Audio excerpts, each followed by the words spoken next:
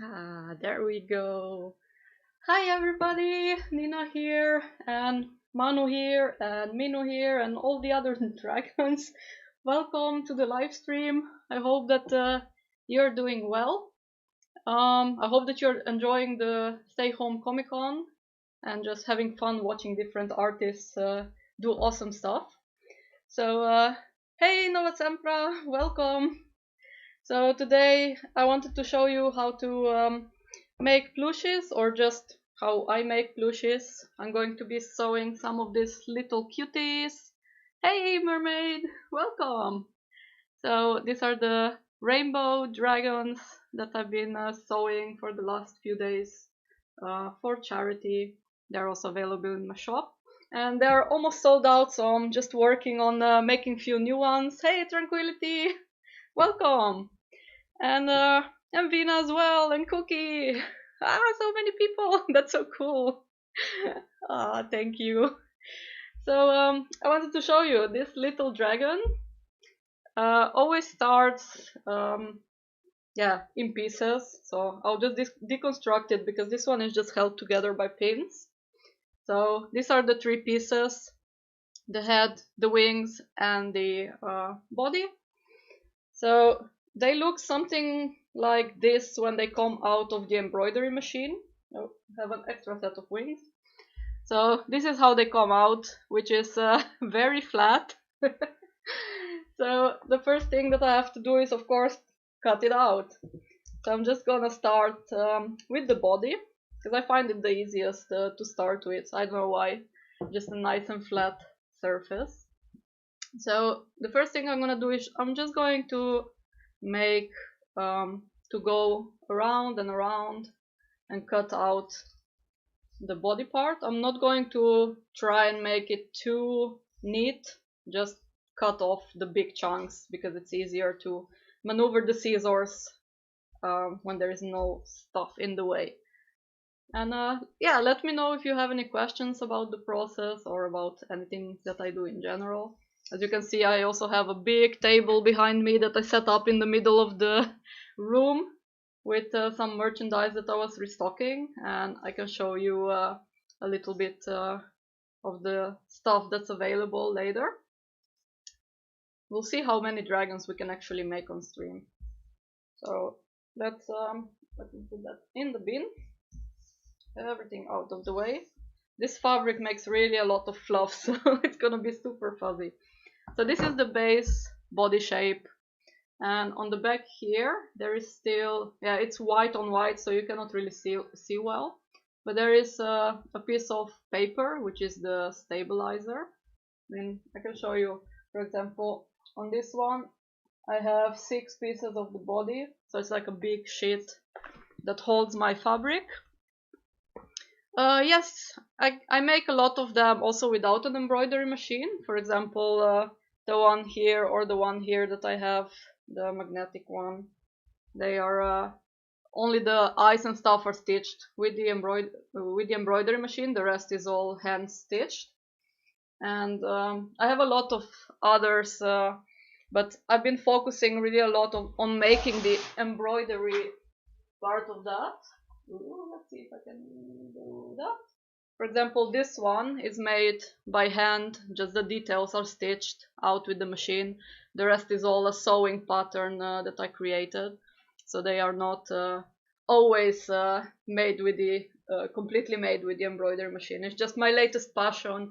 I found a way to do it with the embroidery machine, and I really love doing them.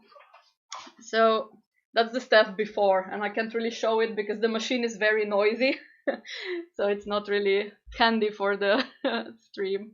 Thank you. I'm happy that you like it. So now I have to just remove the paper or the stabilizer that's holding where the stitches were done. So just, this one is the tear away version, so I can just pull it off and it's like a clean dragon body. Okay, so now we'll be able to see a little bit better how it looks like. It doesn't look that neat, at least to me. And Yeah, embroidery machine plushies are really nice, and that's why I really like creating patterns themselves. So all the plushies that are here in the back, for example, even the evolutions, they are all embroidery patterns that I sell in my shop as well. And I really like seeing artists putting their own spin on my patterns and on the plushies themselves. So yeah, I really love doing it. Um, yeah, so this body now the fabric has to be clipped, and that has to be done because if you want to just flip it inside out and not cut into the corners, you're gonna get a lot of wrinkly fabric. I don't really have an example here, but there is a video on my YouTube channel that shows the difference between how it looks like when you are clipping or not clipping the fabric. So normally you can smooth out the plushie, and what that means is actually you just have to cut into every single corner. See if you can see this. So you just cut almost all the way to the line, and that will prevent the fabric from puckering once you turn it inside out. So the corners you have to cut into, and all the stuff that is like pointy, you have to just cut it straight. I'll show you on this one. I'm not actually able to see what I'm doing. Wait, I don't want to cut through it. So practically you just make it flat. See, you can just cut every corner flat. And then when you're going to flip it inside out, it's gonna make the fabric close together nicely. So there will still be enough space inside in order not to start puckering or pulling. So I'm just going to clip it and just into every single corner really fast. So just one more. Oh, here's where the label is, so it's really a thick space. There you go. So now all the corners are cut, and I like switching my scissors around because some of them are sharp at the points, some of them are sharp at the other places. So the part now is just to cut every single corner a bit flat. And hey, mermaid, thank you for subscribing. That's so nice. A little kitty dancing, yay! So I'm just going to cut any excess fabric from the corners because I didn't really cut it neatly before. So I just want to make sure that it's not too much bunched up. Just a couple. I mean, it looked pretty neat already, but and here where the label is, I always like to cut extra because if not, it's just going to bunch up. So, and a little bit over here and over here. So, fluffies.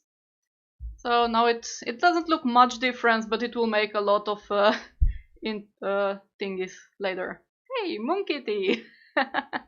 Oh, that's nice. Okay, so from this point on, I like to cut into the fabric where the neck opening will be. So this is the opening here. Normally, you could also leave just a straight line somewhere that you can then stitch, but I really like doing it here because I can hide the stitches way better. That's the wrong thing. So I'm just going to cut into the fabric, make a bit of a longer opening. See? And I'm going to use my trusted Hemostats, and I'm going to flip it inside out. With the Hemostats, I find it goes way easier or faster, so especially because the fabric is so slippery. So I'm going to do it way faster than with a chopstick.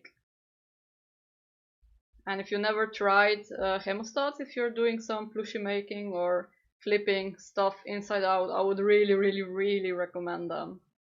They would like change your world.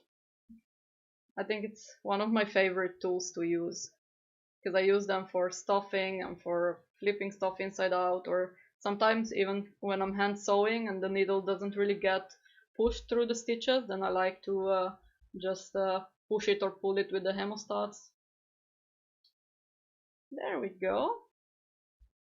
Now we have the body, which is very floppy. And the thing that I'm going to do now is I'm going to put just one paw a little bit out because I didn't do it good enough. And I have here some stuffing. I'm just using the normal anti-allergenic polyfill, I think it's called. And I like to stuff my micro dragons really just a little tiny bit. I don't push it into all the limbs and the tail, but just in the belly area, so they're nice and squishy. How long have I been making plushies? Now it has been, let me think, seven years, I believe. Yeah, Manu is 7 years old, so I started around there in 2013. Is that? I mean, my calculations right now are wrong, but yeah, in 2013 I started making them. And I started with a pattern from a different artist that was making pony. Her name is Valley Violet on DeviantArt or on Etsy as well. And my first plushie ever was a totally hand-sewn pony after her pattern. And after I was done with that, I already wanted to turn my dragons into something. So my second plushie practically, and my first dragon was Manu, which is since then always by my side. He was meant to be a prototype, and then normally with all the prototypes I just dismantle them again and then make some corrections and stuff, but I really loved him, so I just kept him. So our body is finished, and I'm going to move further to cutting the wings and the head out. Thank you, Cookie Lane. I'm happy that you that you find it useful. Oh, you also started making ponies. That's so cool. Thanks, Mermaid. So now I'm just cutting roughly again the wings out. Normally I do this step with the electric scissors. I got them a month ago, which helped me prevent my wrists from flaming up, and it makes it easier to cut fabric, but they make really a lot of noise. Almost worse than an embroidery machine or a sewing machine, so for the sake of the stream I'm just going to cut with the normal scissors, endure the pain. No, just kidding, it's not that bad yet. I'll feel it tomorrow. So I'm just going to cut the head out at the same time. So need to be careful not to cut through the stitches. Sometimes I still manage to do that, especially when I'm trying to rush or doing stuff too fast or too many things at the same time. I cut through the stitches and I have to go to the sewing machine and just go over the stitches again, or hand sew it later. There we go. And so many fluffs. Whoop. There. Ooh, yeah, the plushies to go with the cosplay. That's really nice. I mean, I'm sort of like not really cosplaying, but I do have my little dragon here in my hair, so I guess that counts. I always make jokes that I cosplay my brand because, like, with all the flowers and stuff, I represent the garden, and then I have the dragons around, and it's just the dragon's garden cosplay, it makes me feel nice. So. But for the rest, I never really got into cosplay. I still want to someday. I don't know how to make any costumes and stuff, even though I know how to sew plushies. For me, clothes making or costume making, that's a completely foreign thing that I'm not able to do at all. I really don't know how to sew in a really straight line. So much respect for people that can do that. So I'm also here from the head and from the wings. I'm just getting the stabilizer off, so it's going to be easier to cut. There. Normally I use the cutaway stabilizer because it makes it easier to stitch something that is very dense. Like, for example, I can show you here. I have a head of a dragon that I started stitching out, or the face. And for this one I use a different stabilizer that doesn't really rip off, but I have to cut it off later. And I'm just testing different stabilizers, but because the little dragons don't need that many stitches and that big of stitch density, then I just use a tear away.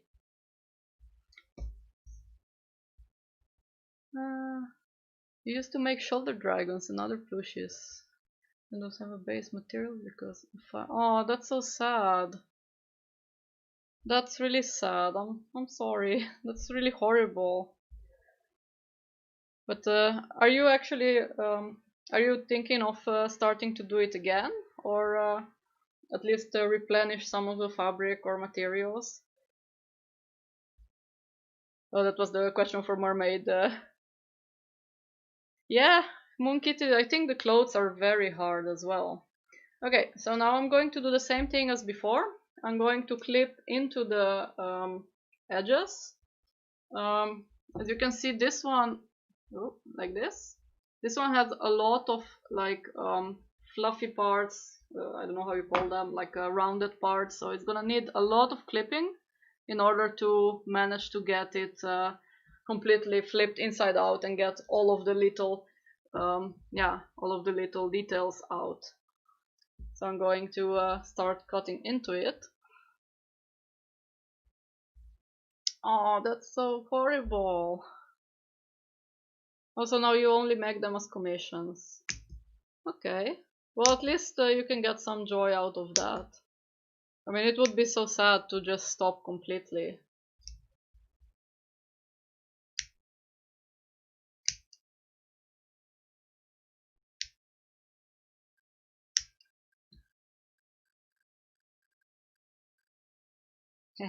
So what is your next cosplay project?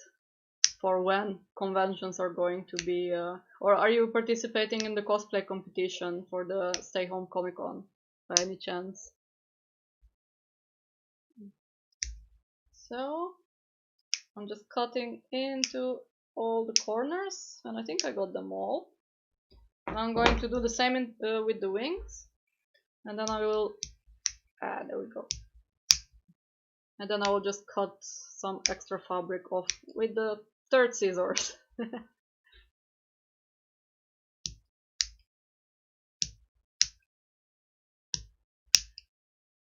There. I'm just gonna do it a couple of more clips on this side. And going back on the other side.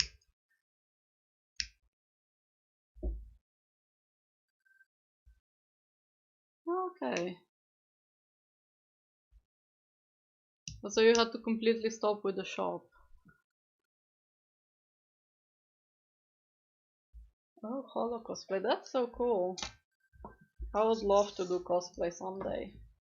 Maybe start small when the conventions are open again, just do something. I was making jokes that I want to cosplay as the crazy dragon lady and just go with a very messy hair and a lot of these tiny baby dragons all over me.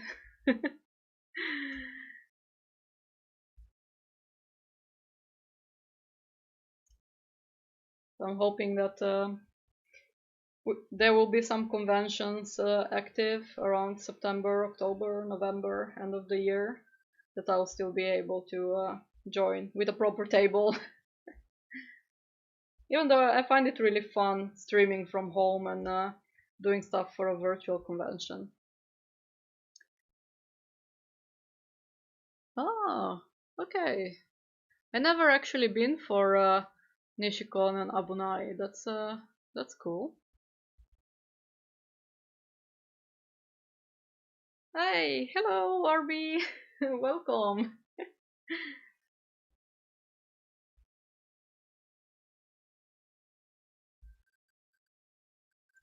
There. I think I got everything. So I'm just going to cut tiny bits from the head part off, because this one is gonna be very, very tricky to turn inside out if I don't clip everything as close to the line and clip it correctly. So I'm just going to spend some extra time on that, because the smaller it is, the more tricky it is to get everything flipped inside out and done correctly.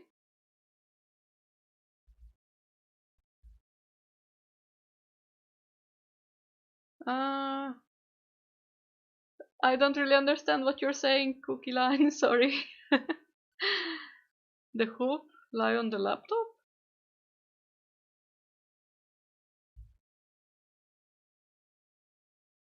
What do you mean by that sentence? Oh, you mean your embroidery hoop is laying on the laptop, that's why it's just typing on its own? So you're also doing some embroidery while watching. Oh.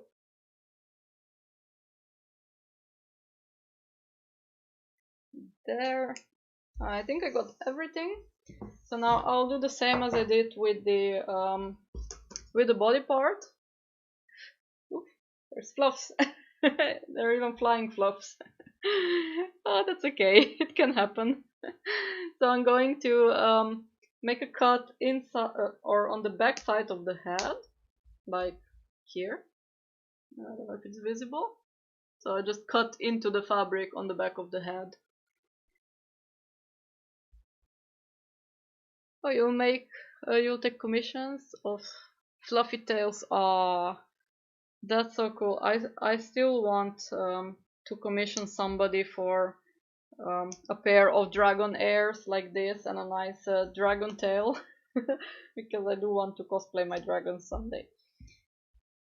There, and now I'm going to cut on the back side of the wings as well to make it easier to turn inside out with hemostats. I'm just going to push them in, grab the fabric, lock them, and then push it out. There we go. I'll do the same on the other one. So you can actually link your shop, Mermaid, so I can check it out later, and also other people can check it out. Or wherever you are selling, or email. I'm not sure where you're taking commissions. Just advertise away. I would really love to see your work. Like, I'm always amazed how many different techniques and how many talented artists are out there. I really love watching all the crafts. There. Just a tiny spike over here. This I'll have to hand sew later together to close the hole. But we have some rainbow wings. No, so it's hard to show it into the camera. Come on, focus, focus. Not, there we go. Rainbow wings. Oh, on Facebook and your website. Okay, I'll check it later. That's awesome.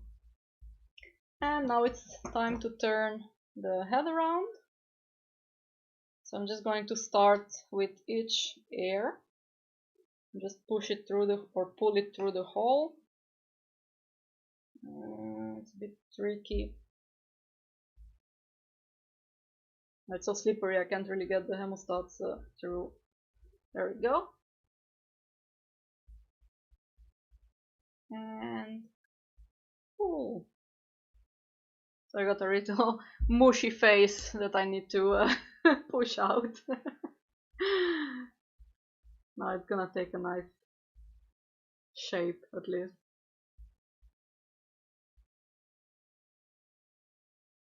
Oh, a free site to sell your stuff.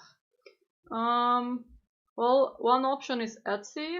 The fees are a little bit higher, especially due to some changes in policies, but I mean, there are plenty of sites that you can just build sort of like a portfolio and get some hosting going. we go. We have a little, oh, that is the camera. We have a little face with heart eyes. And now I'm gonna take some more stuffing. I think this is gonna be enough for the head. And I'm just going to split it first and push it a little bit on the side of the ears on one side, and then do the same also with the other side.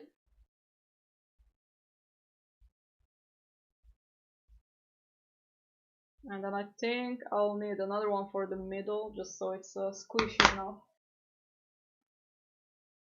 Yeah, Etsy fees are quite expensive. I keep just some digital stuff there because physical stuff is a little bit hard, especially with the shipping charges and stuff now. So, but yeah, Etsy is the best thing because they actually advertise your stuff and you have more chance to be discovered. And their CEO on the website is really great as well. Yes, that's correct, Moon Kitty. Etsy feels more easy because you don't have to think about all the extra stuff, but everywhere else you have to really make sure that you promote yourself daily and multiple times a day in different communities in order to get the reach. Yeah, I did hear about Ticktail, but I don't think it really picked up after that. I think Etsy got more popular. There we go. So now we have again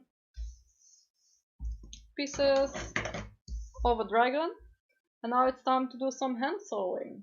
So I have, let me check. I have my needle here. I just need to change the thread to make it longer. I always like to double fold my thread. I need a very, very long one.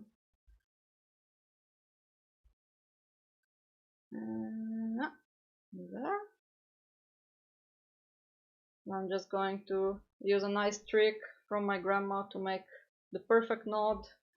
I don't know if I can actually show you. So I'm just going to grab, at the end of the needle, I'm going to grab the thread part. I'm just going to twist it around the needle. And after I'm sort of happy with it, I'll just grab it and pull the needle through. And now it entangled a bit, but it's okay. I managed to entangle it. No. Okay, this didn't work. Let's do this again. Try number 2. So go around and around and around the needle. And now just pull that one better. There we go. So we have a perfect knot that always fits with the needle. I will cut the excess off. And now I can start sewing. So first I'm going to close the hole of the body. So I'm gonna do that with the invisible stitch, or also known as the ladder stitch. I don't know how to correctly explain, but you go under the fabric, so you hide the knot first, and then you just go zigzag, like from one side to the other and going in and out. Doesn't make much sense. I don't know how to explain it without showing a graphic of it.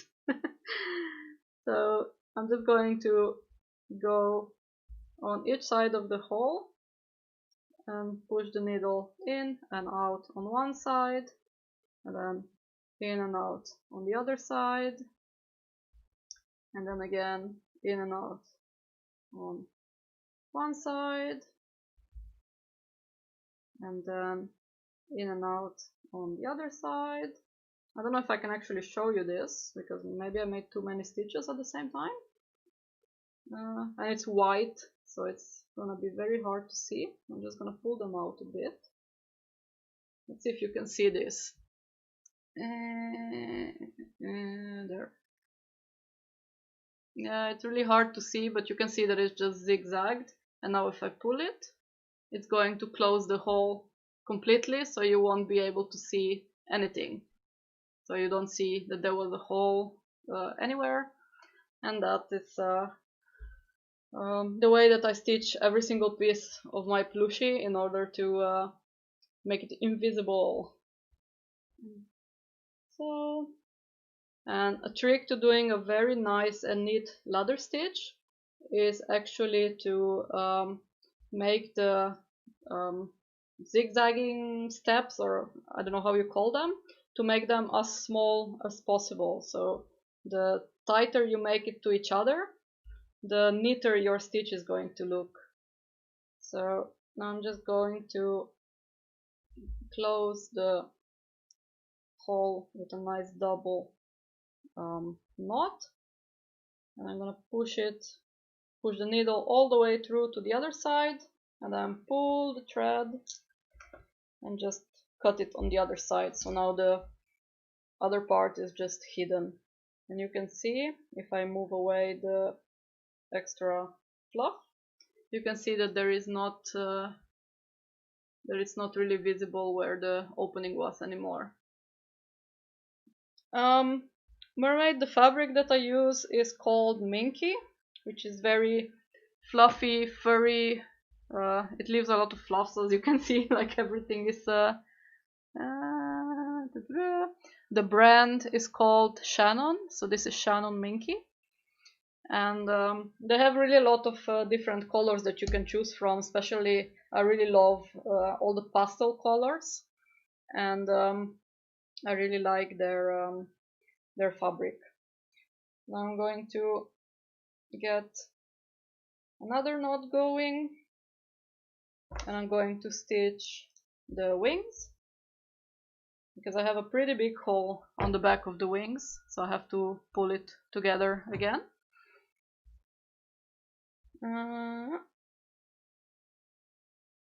So the fabric that I used to use before was just normal fleece, and that is like Manu is made out of fleece, and also this one.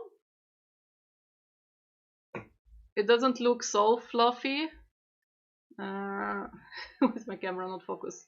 He's a little bit dirty because he was traveling with me everywhere already, but I found that it doesn't like the embroidery machine too much.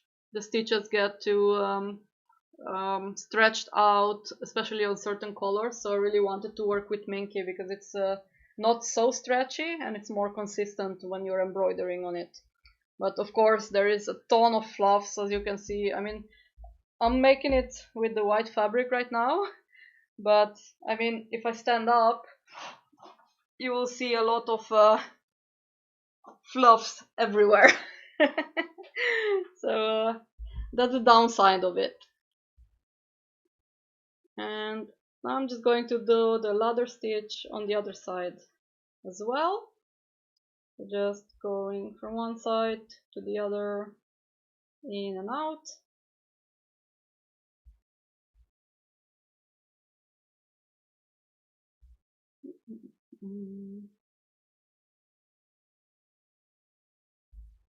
There.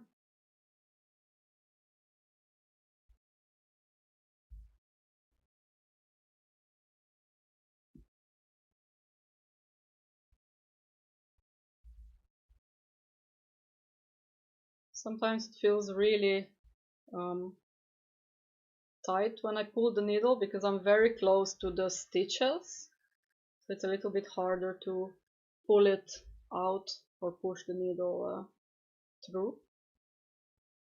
So sometimes I like to use the Hemostats just to make it easier. And I really feel like a surgeon just stitching stuff.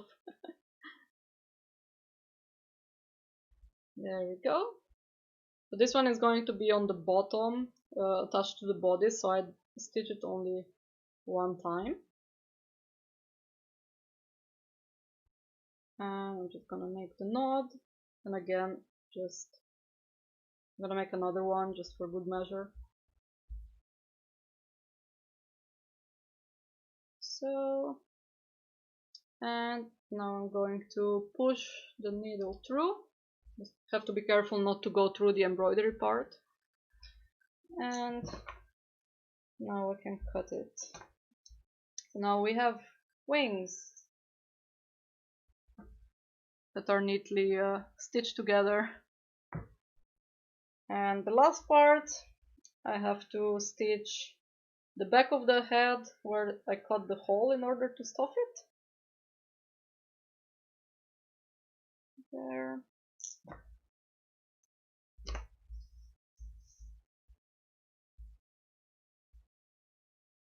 I'm just going to push the stuffing a little bit more to the sides because it tends to get entangled into my needle or the thread, and then I keep pulling it out bit by bit and I find it super annoying because it keeps entangling my thread. So I like to just give it a little bit of a massage. And oh, I have to be careful not to get any fluffs stuck into it. There. And I'm going to repeat the ladder stitch again. I think the ladder stitch is actually everything I use when I make plushies. Only if I'm hand stitching some sewing patterns instead of using pins. For example, if I would make the head or the body of Manu, I would not be using pins in order to hold the fabric together, but I would just loosely hand stitch it with a normal running stitch, because I find it way neater, but also I'm not really good at pushing the pins through a sewing machine. I'm always paranoid I manage to break so many needles trying to do that, but I also find the fabric to be too slippery to be using pins very effectively, so I just hand stitch everything, use the sewing machine to just reinforce the stitches after. It takes a lot more time to do it that way, but I like the results way better. There we go. So now I made the knot here after I was finished doing the hole, and I'm going to use the same thread to attach it to the body, so I don't have to cut and make another knot. It's also a little bit neater. So I'm trying to just position it on the body and getting sort of measuring where the middle is and pushing the needle through the middle of the body. So now if I let loose, I can see that it would be centered. Try quilting clips. Yeah, I haven't, I never used those, so I never did any quilting either, because to me, even quilting falls into the category of very hard clothes making and stuff like that, so I need to give it a try one day. There we go. So I'm just ladder stitching between the head and the body, trying to keep it centered so it won't be a weird looking dragon or a very special one. I'm just trying to pull as tight as I can. I'm just gonna do it 2 or 3 times around to make it very sturdy.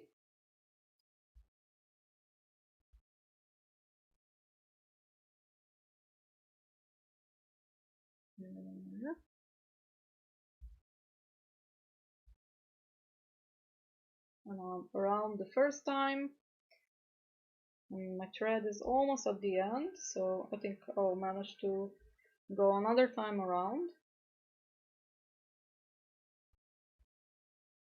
Ah, okay. I definitely need to look into some quilting clips then. Thanks for the suggestion.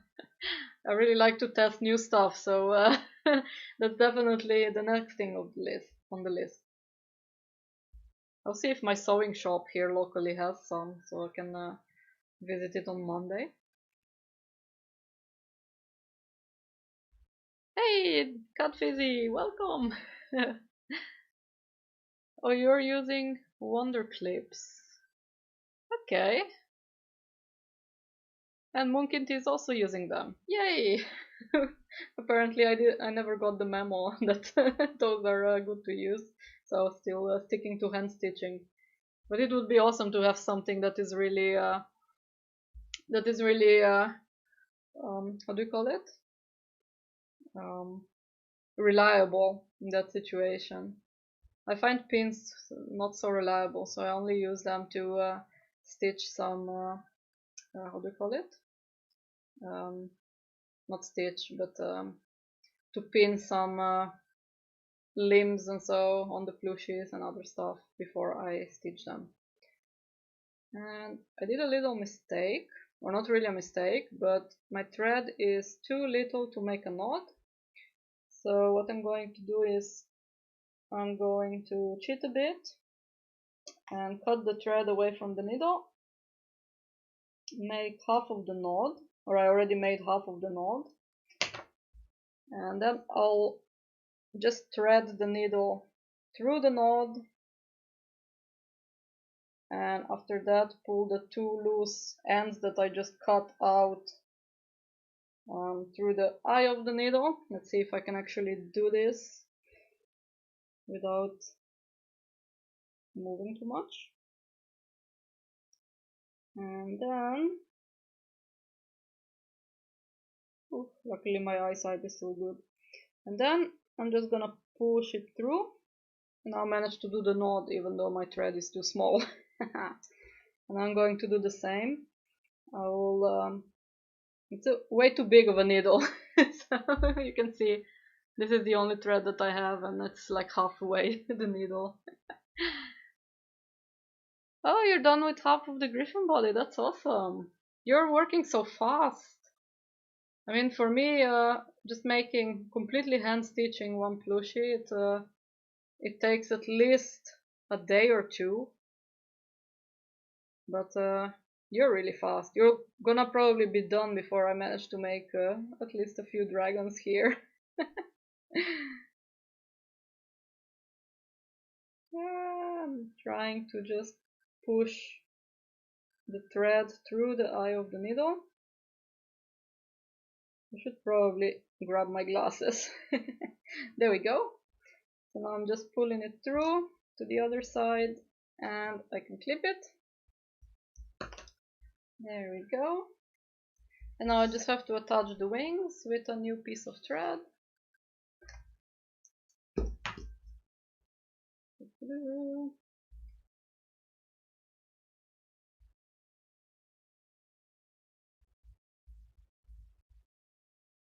And again, just nod, nod, nod, nod.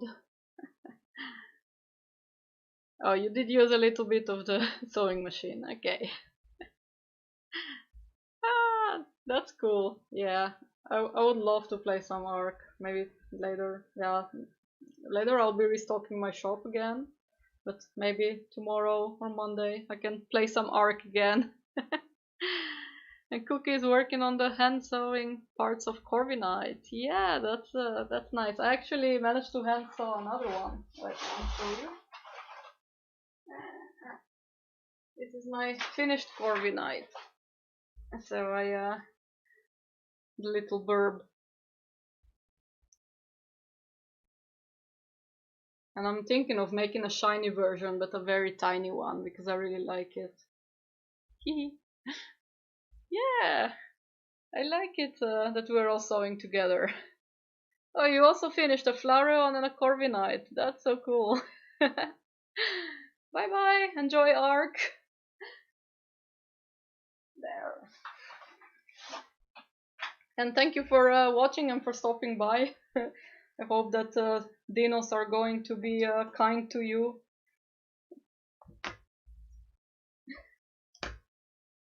There. So now I just have to, I'm just going to push through the middle somewhere, so I know how to orient myself. And I'm going to stitch the wings onto the body as a last step. And so, yeah, I'm spending the weekend doing a lot of hand sewing, especially because I wanted to prepare a really big stock for the convention. And I've been making a lot of, let me see, of these tiny dragon charms. I really fell in love with them. So I was making them for my shop. And then I ended up making some stickers to go with them as well, to give them out with orders. So I have different colors also in the same, I don't know why I keep turning it away. So I got the same design. I find them really cute. Ooh, you have to make a white raccoon plushie. Well, I think actually Jolly Knight has some plushies that might be like that. I'm not sure. I thought that she does have a raccoon pattern as well. And if not, probably you can find some nice one on Etsy as well. Definitely somebody has them. I've seen them around. Thank you! Yeah, I really fell in love with the little dragons.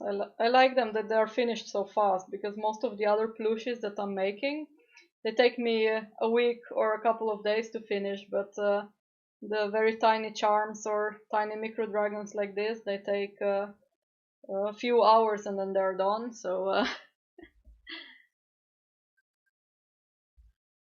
yeah, that's true. Like most of the patterns that you can find online, you can modify yourself, so you can even grab another animal and just adjust a few main things, and you get to have an entirely different pattern out of it. There.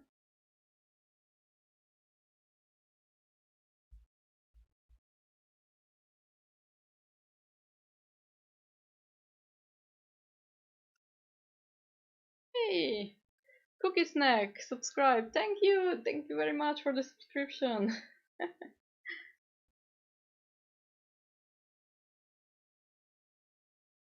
Oh, she doesn't have any patterns. Then maybe you can check. You can commission an artist that does them.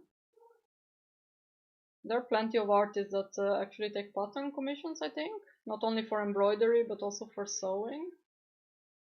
I'm actually not sure on that, so don't quote me on that. Welcome, Cookie! We have 2 cookies in the chat now. So many cookies! I mean, I don't know if you know this, guys. Hey, and Moon Kitty is subscribed too, so we have kitties and cookies. My dragons have a very sweet tooth, so whenever there is cookies or candy or any types of fruit around, they're going to go after it. So in this household, it's like cookies never last very long, or ice cream, especially ice cream. I mean, it's not your typical dragons that kidnap princesses and breathe fire. They just are very happy with being cuddled, being all colorful, enjoying nature, and eating a lot of sweet stuff. That much for dragon stereotypes. There we go. Our dragon is finished. Now he can be added to the shop again. There we go. Now I'm going to put him here on the pile. Just stacking the dragons.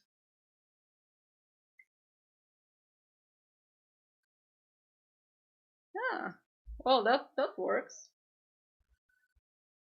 And it's really nice that you guys support all the artists. Thank you. I have here, because now you've seen how the micro dragons work. So I have here 2 dragons. They're magnetic dragons. So I have one that it's a butterfly one, and one that it's a bird, still missing the tail pieces as well. So, and I think I will continue, because these are already half stitched, so this one just needs the ears, the tiny horns, if you can see them, tiny horns, and the tail. And I think I'll continue with this, so then I can add them to my shop as well, and I'll restock the micro dragons off screen. Thank you. Yeah, they're having some trouble traveling overseas right now, so it's taking really a long time. And I'm hoping that stuff is gonna start going faster. And thank you. I'm happy that you find them cute. So I'm just gonna lint roll them a bit because I managed to make a mess with all the fluffs. And let's see. So this one, the wings and the head is already stitched up. The next part I want to do are the ears. So this is the red Macaw Parrot dragon. I just named her Ara in order to be on point because she has like beautiful female eyelash eyes. I'm not sure how to call them. So I want to oh, it's worth the wait. Thank you so much. I'm happy. So I'm going to use red thread this time. I'll just switch it. I don't need the white one anymore.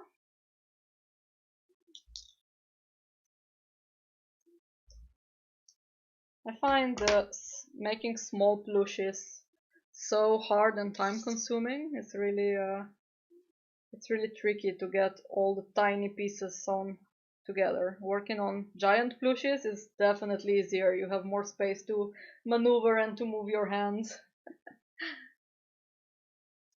There we go.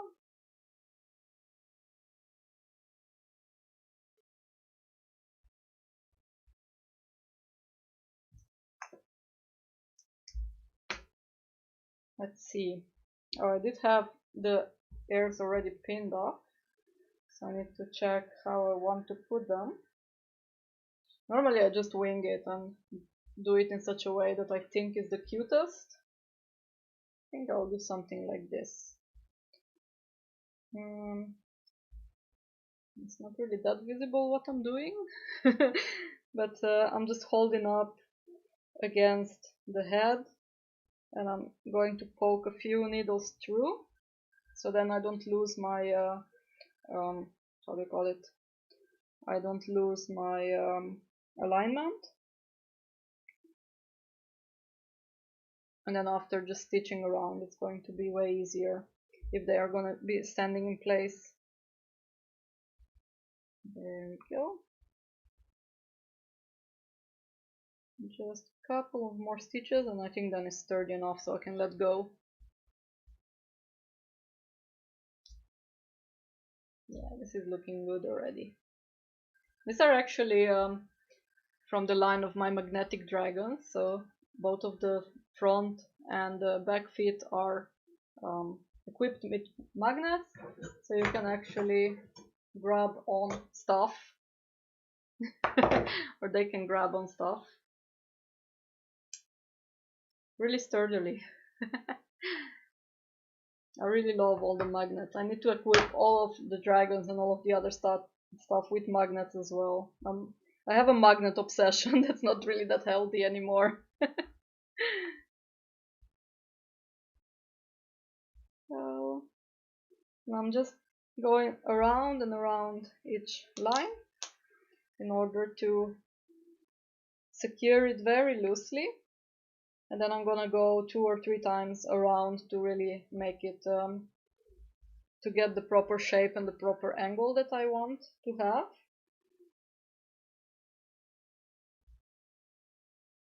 Sometimes I like to push the ears a little bit more backwards because it gives them a way different effect than putting them it will be better visible with the other ones, but if you put them forward or if you put them backwards, it gives them a little bit of a different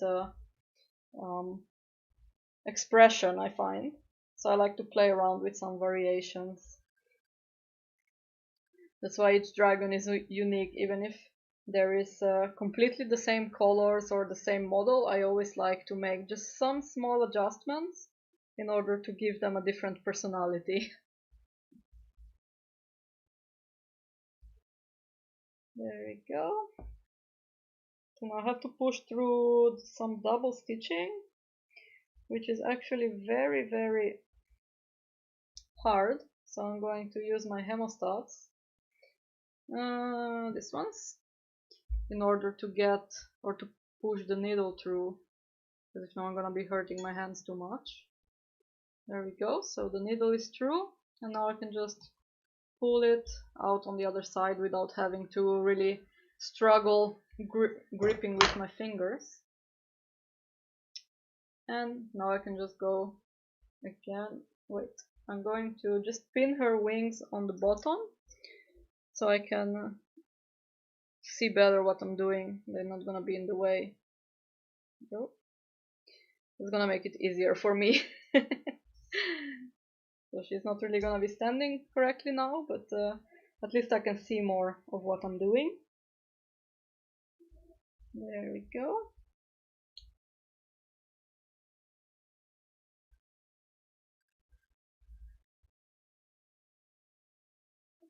So I actually do have another one of these dragons. You might have seen on some of my social media or stuff. And let me show her. She's also one of my companions. Her name is Nikki, and she is the blue version of the Macaw. She was also one of my first prototypes, and I still have to put them in my shop for made to order. There's still fluffs everywhere. I can never get rid of all the fluffs. So now I got the red version as well, and the blue version, so they're gonna be happy together. So, okay, let's continue stitching the air around. It just needs a couple of stitches to hold it secure. And I'm just going to push the back a little bit tighter together to give it a little bit like this one. Right. So the air's a little bit more backwards. Not gonna make that much difference, but it's gonna be noticeable in the end at least. There we go. Yeah, that's really the beauty of the handmade products. Every single little detail, it's different, even if it's the same product over and over. I really like that. It's like every single plushie or every single, I don't know, whatever you make, even if you make a jewelry piece or so, it just has some different flair to it. There we go. Now I just pulled the thread through, and now we have one air stitched.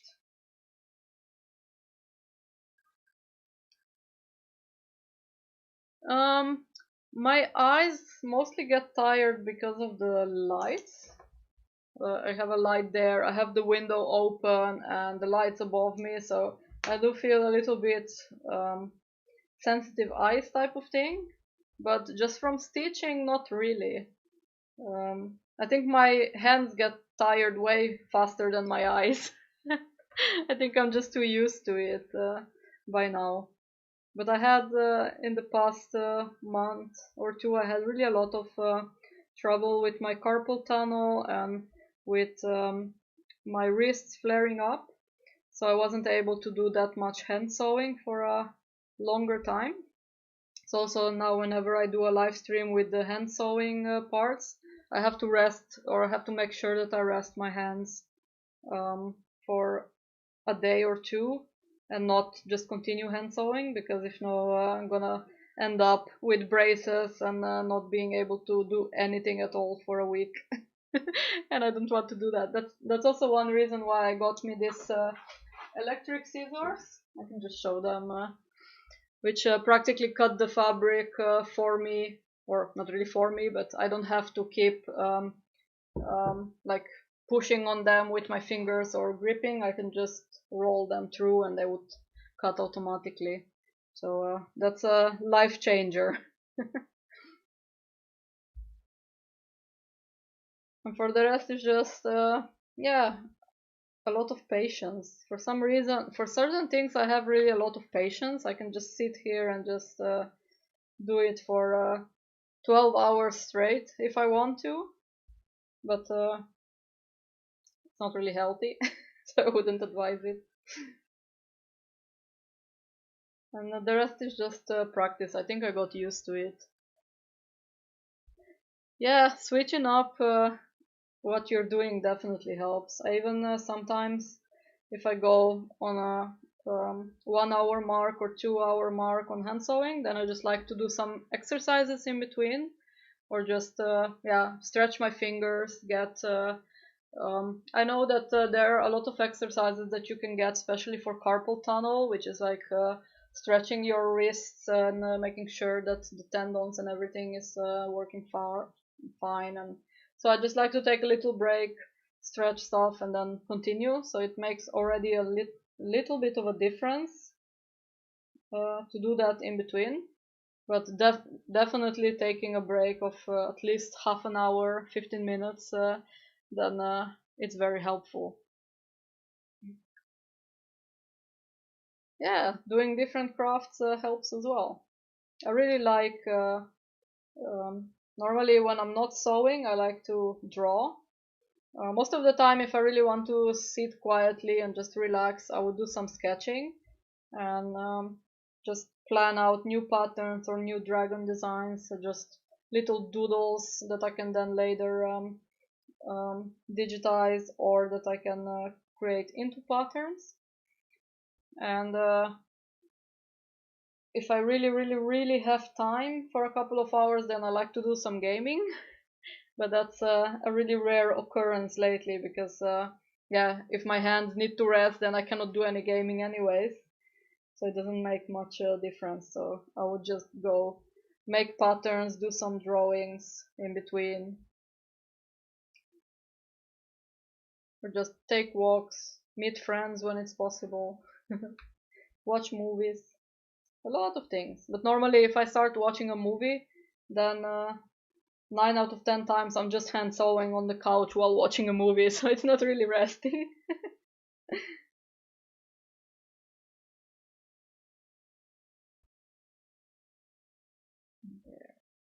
I have to pull it with the hemostats again. Save my hand. I mean, stitching the ears or some parts that are a little bit bigger is not that tricky, but doing the tiny horns, that always gets me. It's so fiddly, so tiny. There we go. I'm just going to sculpt a little bit on the back side.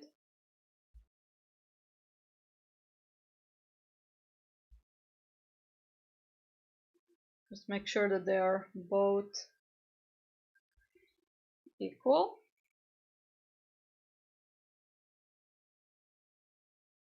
Yeah, I think they're pretty, if I try to put it completely in the center, they're pretty equal. Oh, making cards, that's also nice. I used to make some dragon cards in the past, but I sort of gave up on them because most of them was just I think it's, for me, it's not that much about making cards, but it's more about drawing. I really like drawing and bringing my ideas to life. So on whatever craft or anything I can put it, and I'm always very happy. Especially the moment that I see my drawings come to life, that's like the most intense joy that I can feel. And then once my creation goes to a new home and I see the reaction of people, that's like the second wave of the joy that just keeps me motivated to keep going. And it's so nice to always receive a picture or a unboxing video, or just a picture of a modification of a pattern that I did or something. That makes me so happy. So you're all awesome for doing it. There we go. Now I can let her wings loose. There. She's looking prettier already. And now she needs, I think I'm gonna do the horns first. And after the horns are done, I will do the back of the on the feathers on the tail, because I have here still two embroidered pieces. They go like this. So then they will be like this on the tail piece. Ooh, okay, I'll check your Facebook shop after I'm done streaming. I'm really curious. I love it. So I'm gonna start with the black thread.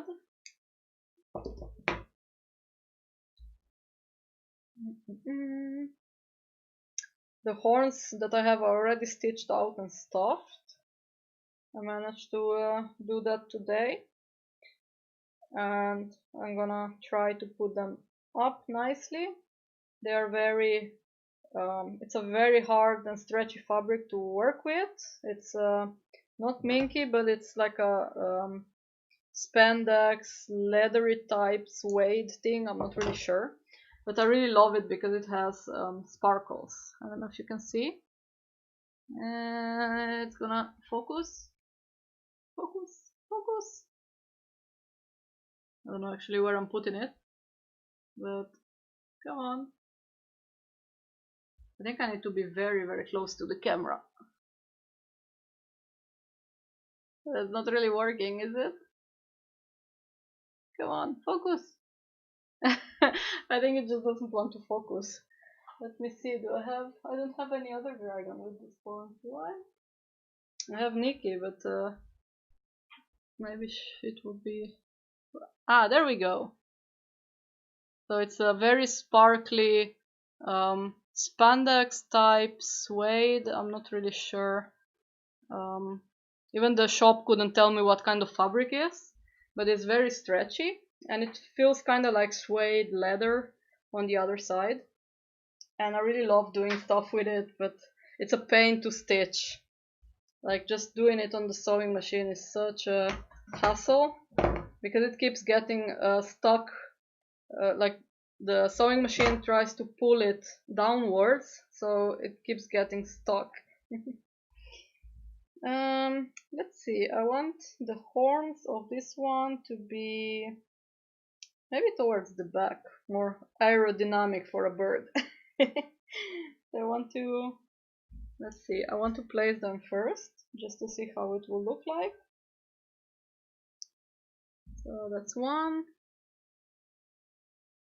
Oh, this one got some stuffing coming out. And no, they don't look really even, but I hope it will be nice like this. Come on, focus! Focus! Why is it not focusing? Bad camera. Yeah, this is not... Maybe I'll just give it some kisses, and it will start working. Ah, there we go. So the horns are a little bit more backwards, following the edges of the ears. I think I'll do it like that. It looks cute. Not many of my dragons have the horns backwards, because I always like to, like Manu, I always like to keep them a bit towards the front, more pointy. But I really like the birdies to have them towards the back. Then they can fly faster, aerodynamics and stuff. There we go. So I'm going to do a couple of stitches just so I can pull the needle out later. Oh, I actually managed to pull the entire horn out. Okay, at least I did the first stitch, so I know where to put it. So that was a bit unfortunate. I'll just reposition it. There. And let's try again. So I'm just going with the ladder stitch again around the horn, grabbing as much fabric as I can and as little stuffing as I can. And we'll just, I hope that you can see sort of, because I tend to really keep it close to my eyes, so I don't think you can see it on the camera that well, especially because it's so tiny. Maybe in the future I can invest into a second camera so I have multiple angles to show you from. there. Now I'm pulling all the other tools with it as well. It's always so fiddly. There we go. Right, I'll pull the other horn out because it's sort of in the way. So I want to just stitch this one as fast as I can before pulling the needle out and stitching the rest.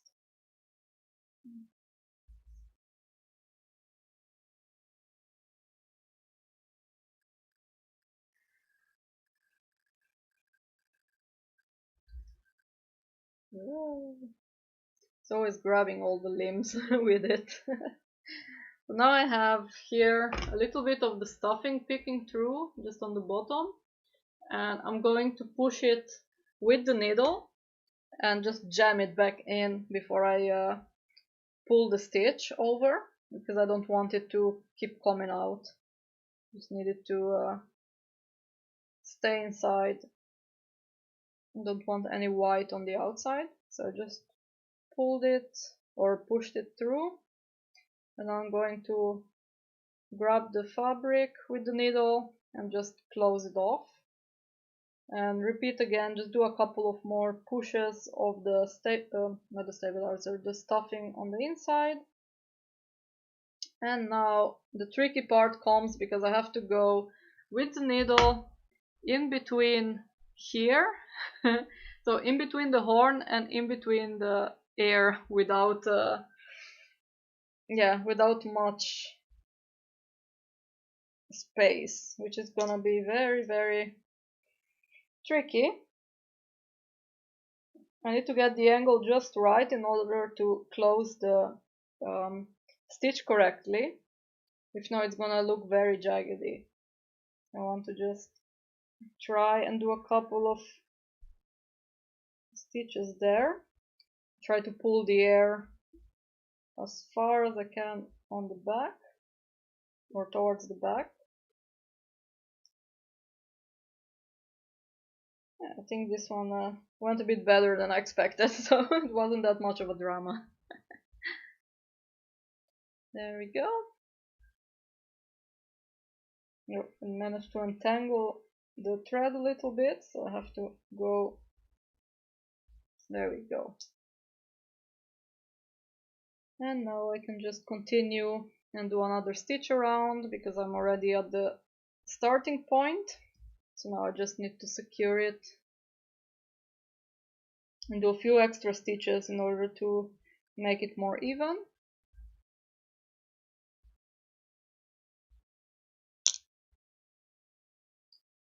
And I'm trying to grab all the hairs from the red minky out of the stitching area, so they would sort of cover where the stitching is as well. I think that's also one bonus point of working with fluffy fabric.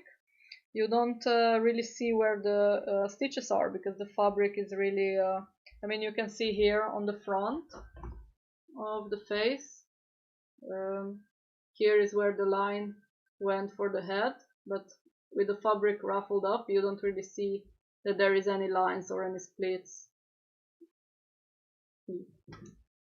Because if you compare that to, for example, let me see, for example, here on the back of the head of this dragon that's made with fleece, you can see all the zigzagged edges, and it doesn't look so neat. But with minky or any long piled fur fabric, you can hide that really well, and you're not able to see where the stitched lines are.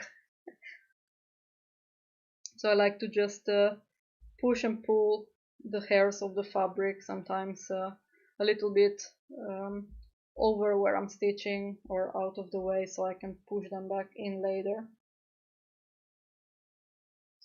There we go. So now I can make a nice knot over here.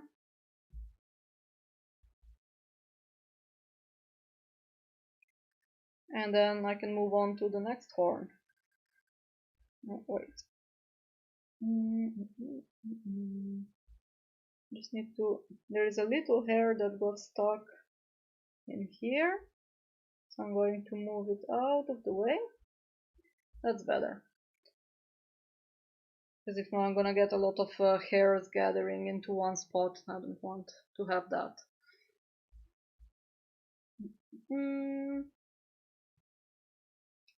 There we go. It's time to make a nice double knot.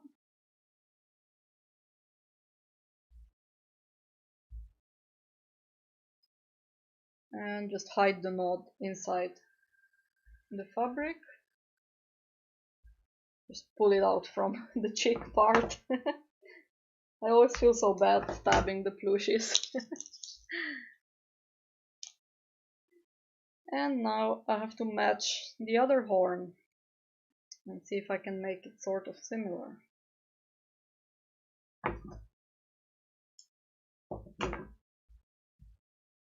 Let's see where little Ara is gonna have the other horn. Yeah, I think I got it good the first time, so that's good. I just need to push some stuffing out of the way. So let's do the same, just push the needle through so I can hide the knot. Push some stuffing back in, and I'll just start stitching around so I can push the pin out.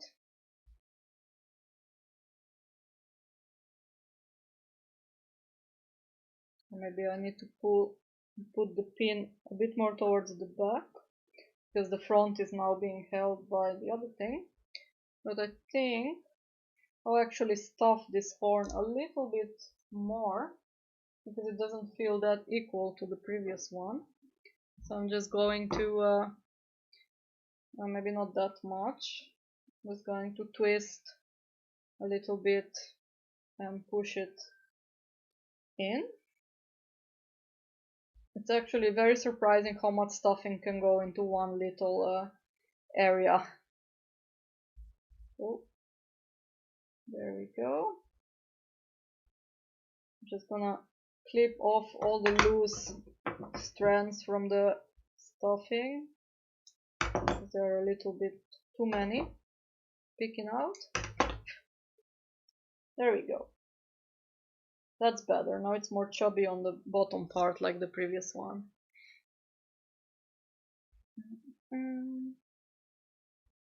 Now I need to see where to put it again. Somewhere here. Yes. Okay. Now I can just continue stitching around it. Make it secure. Make sure that no stuffing comes out.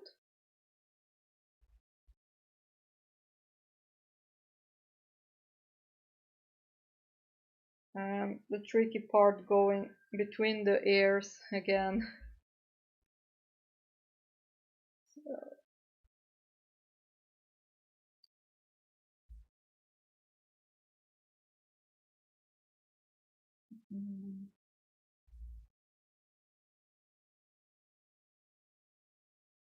Ah.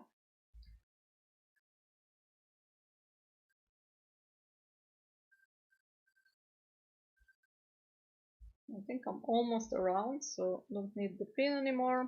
I'll just put them back into my little squiddy.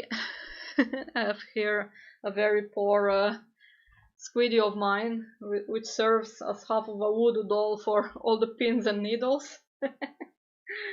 I'm actually looking to bring back one line of these small ice cream squiddies, because I really miss them. And now it's perfect with the summer.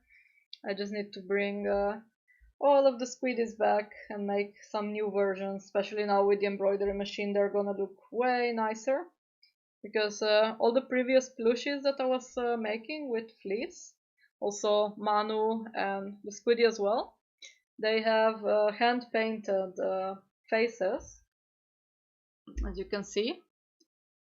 This is all hand painted with let me focus, come on, focus. It doesn't want to focus again. Come on.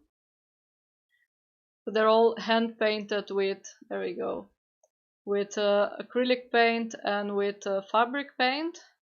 So it was more fluffs. There's fluffs everywhere.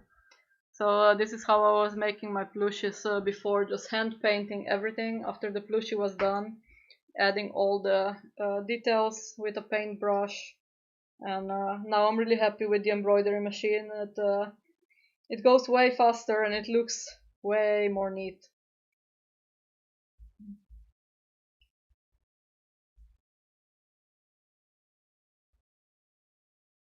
Thank you. Yeah, this is Cookie, my companion, that's actually holding a nice cookie on the side. Chocolate chip cookie.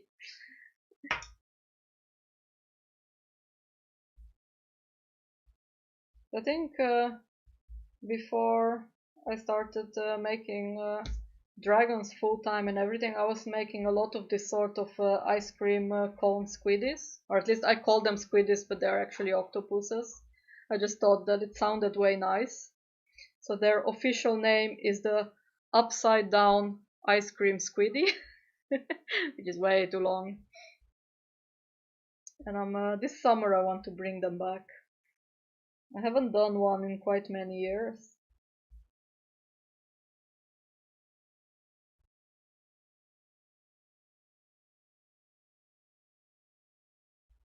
There, back at the start. So now I just need to make a couple of more stitches, and then she only needs a tail piece and we'll be finished. So then tomorrow I can make a nice photo shoot and put her in my shop together with all the other dragons that I'll manage to restock. I will not be doing a live stream tomorrow. I'll be resting from hand sewing, but I will get some restocks going, especially for the small charms.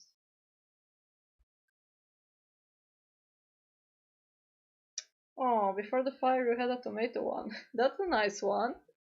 I really like I like any food themed items. But like I still maybe someday if my studio or if my workroom would be a bit bigger, I want to have like a couch on it, just so I can have giant fruit themed pillows, like a giant strawberry or a slice of lemon and stuff.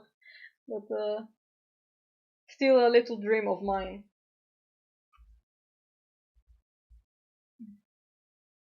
But then when I'm not sewing, or if I'm just doing some hand sewing, I can just lay on the couch between my giant fruit and just relax, do some hand sewing, read a book. There we go. So Ara has now the horns. Nope. I can take the black one off. There we go. So she's all nicely stitched up. She only needs the tail feathers now. And now I need the red thread again. I'm not gonna need that many of it, so that's good.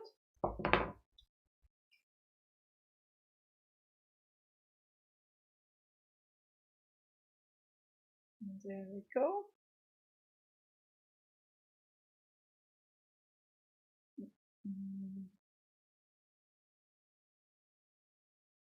A big laying down frog as the first plushie. That's cool. Yeah, for me it was a pony, which I really loved because even though I didn't know how to create any bags or accessories and stuff, I actually managed to make her the postman hat, and she had a little baggie that you could remove. And I just freehanded stitched that one, kind of like an envelope type of thing, and it worked great. I really loved it. Oh, thanks, Tranquility. She is a pretty girl. I just need to see how to attach the tail feathers, because here there are a lot of stitches that are interfering and I don't want to ruin any stitching. So I want to position it nicely.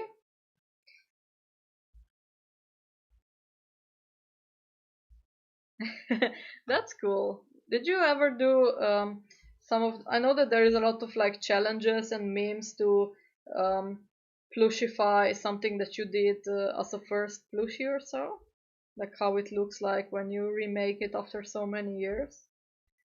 I know I want to do that with my squiddies, also because I want to see how far I came with my hand sewing techniques. So I'm curious to do it. Because the dragons, I already updated my pattern a few years ago. So now my shoulder laying plushy dragons, they look much cuter and much different than um, the the first versions of them. And I'm still going further and improving every single little detail, so I'm really happy with that.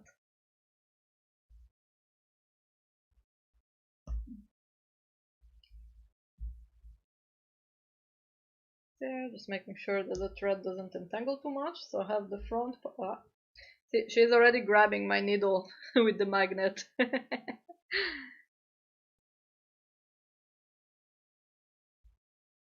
There.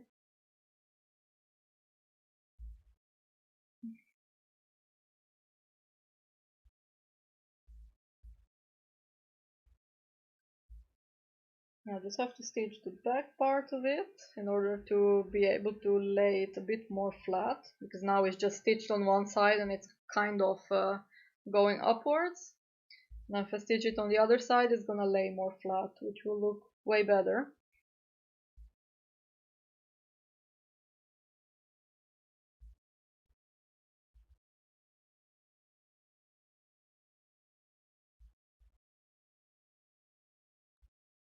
There.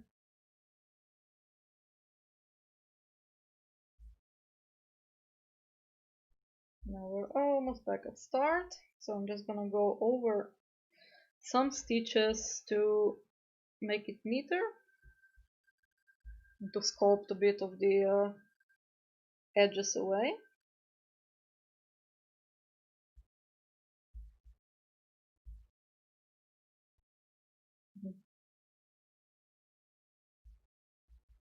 There we go. Just need to hide some of the yellow fabric that's just on the edge.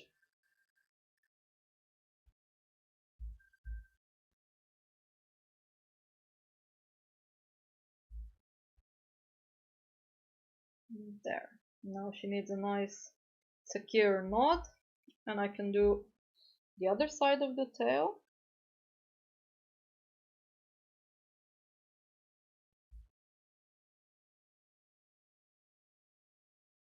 Ah, managed to entangle some of the thread.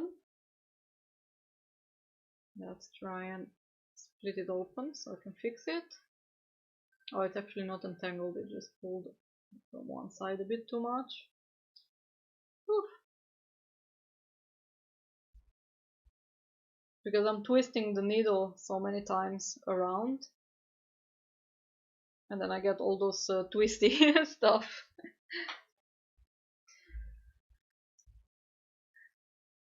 The furs that you're remaking, way better than the old ones. Yeah, well, that's the thing. Like, even though you have to start over and start fresh, all the skills that you learn through the years, that always stays. So you can always make sure to, or you can always be sure that you can make stuff and even improve on them better. But indeed, it's very sad that you don't have the really old ones anymore, just for sentimental value. I mean, I take Manu with me everywhere, like my purest support companion. It's like every time I'm traveling or going somewhere, I like to take him with me because it's a big comfort for me. And I like to take pictures with him even in dangerous places, like on top of waterfalls or some dangerous rivers and something. And sometimes I'm really scared. Okay, what if he falls in? Then I know I'll jump after him, or whoever is with me is gonna be forced to jump after as well. But I would be really devastated if I would lose him. That would be very, very sad. There we go. So now it's time for the other tail feather. And then she will be finished. She'll be waiting for a photo shoot. From like up till now, every single bird dragon that I made, I took a photo shoot on one of my Monstera Deliciosa plants, just being on. But I'm not sure what I want to do for Ara. Maybe I'll do the same, just to have the photo, but maybe I'll try and do some photo shoot outside or so. It would be nice. We have a lot of cherry trees here, but I don't know if the cherries are already ripe. Maybe I can do some nice between the red cherries, make sure that she doesn't get dirty, but I think I can get some nice shots outside. That would be cool.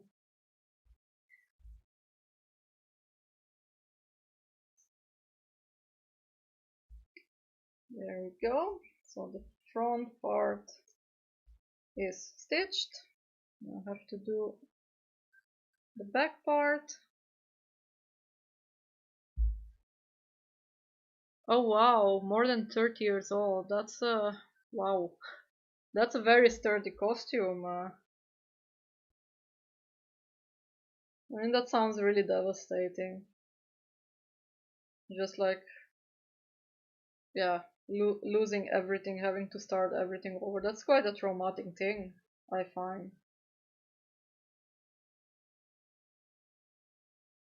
I mean, so also like, sometimes I really think like, if I would have a fire, what would be the first thing that I would save? So probably it would be Manu and a pile of my drawings that I have over there. I keep all my drawings in folders in order to keep them in the same place, and it's easier to look at them, and just I categorize them per year and per month, so I know what to when all of them were made. And I think if I would lose that, then I would be very, very sad. It's like a part of my history and all the past.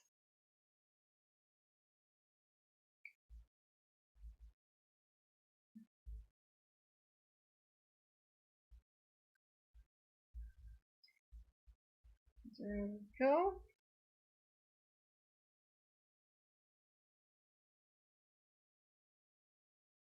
Oh, so you were cosplaying Belle as well.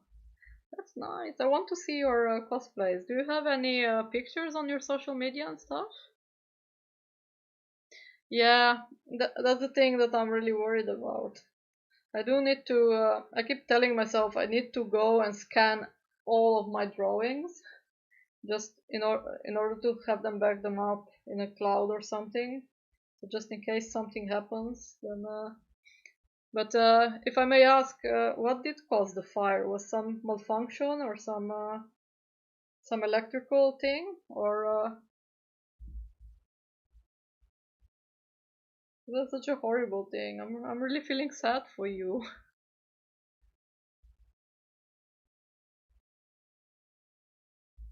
But I'm glad that you are safe, at least that you made it out.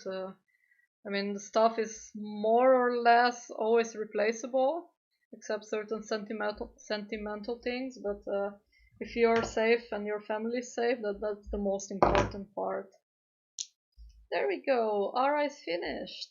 I'm just gonna lint roll her a bit to get rid of all the fluffs from the previous dragons. There. There we go. Now I have two birdies. I like their little teeth. It's like very mischievous. Oh, two birdies! You can even make let's see, if they stick together I can have a bracelet. No, my hand is too thick. I need a third dragon, but I can almost have like a bracelet thingy. Yeah. Now we made two dragons so far. I'm not sure. I think I will be stopping the stream soon to rest my hands. I think I will do the butterfly one offline and add her to the shop tomorrow as well with the rest. Oh, the fire started in the neighborhood house. Ah, thank you. I'm happy that you like them. I do have a lot of work to do still with all the stuff still behind me. There is a couple of things that are still in a waiting line for stitching. Yeah, the colors pop. I really like them as well. That's why I like birds and parrots. For some reason, during the summer, I really get that rush. I want to make something with the birds and the colorful feathers, and it's nice. I like it. Thank you. I need to figure out a nice personality of her. I always like to start with the personalities first, and then I design the dragon around it. But for this one, I didn't really know how to describe her personality, so I thought, oh, maybe when I'm finished and I can look at her and all the details and how I put them, then it will inspire me into giving her a nice backstory. Like, pew pew. Oh, that's horrible. Especially if it started at your neighbor's house. That's you don't really have an influence on that. That sucks. But yeah, I'm happy that you're safe, that you made it out nicely.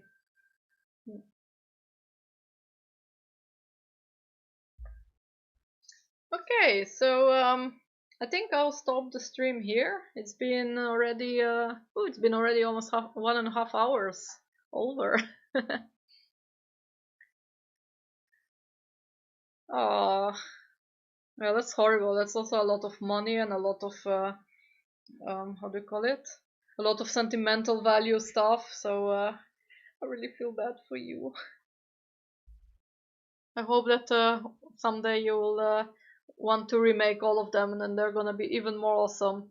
And I'm gonna go and check your page now because I'm really, really curious. I want to see everything.